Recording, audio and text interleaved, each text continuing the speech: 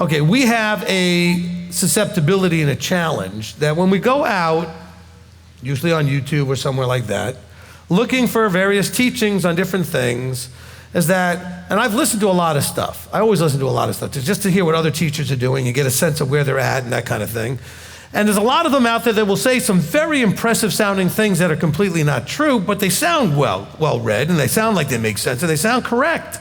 And so you need to know that you have a potential to get tripped up if you don't have enough information to know when what they said that sounded so impressive actually may not be true. But they packaged it together so well, and they used the Hebrew, and they did this other thing, and yet it's still not correct. And so just be aware of that and be careful with that. Because I listened to this guy the other day. I said, wow, that was really well said. Very well, but it was completely not true. Okay? It was just not, it was wrong the way he pieced it together. But it sounded good. And a lot of people, I'm sure, would have thought it was great. And just, you gotta have to be really careful with that stuff, which is why you need a teacher. Okay? Not any teacher, one that's your teacher. Ephesians 4, teacher. And that way you can listen to other teachings if that's something you choose to do, but anything that's said, you can always run it by your teacher before you just sort of buy into it hook, line, and sinker, okay? Just be really careful with that. I mean, I watched a whole teaching recently on one of the fairly bigger ministries that all of you probably would know on tithing, and basically making the case that you can't do it today. It's only for Levites. Really? Then was Melchizedek a Levite? Why was Abram tithing to Melchizedek? See, but they just ignore those things. But they put this whole thing together, and the person that doesn't want to tithe is going to watch it going, see, I knew I didn't need to do this. You know, because they linked it only to the Levites and the temple and the land. Well, when Abram gave his tithe and when Jacob gave his tithe, there was no living in the land, there was no temple, and there was no Levites. And so clearly tithing is not only linked to.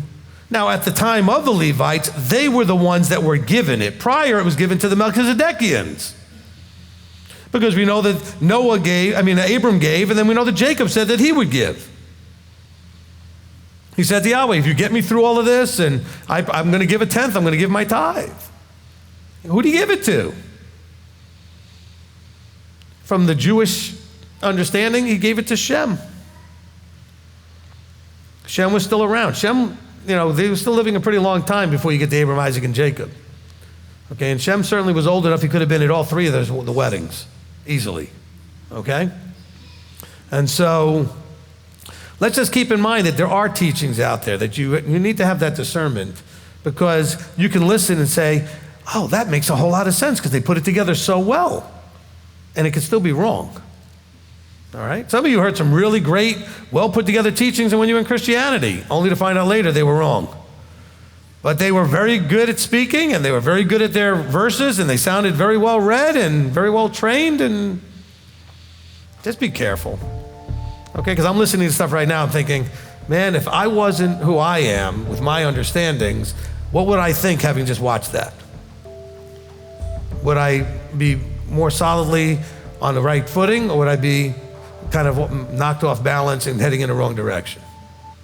So it's not easy.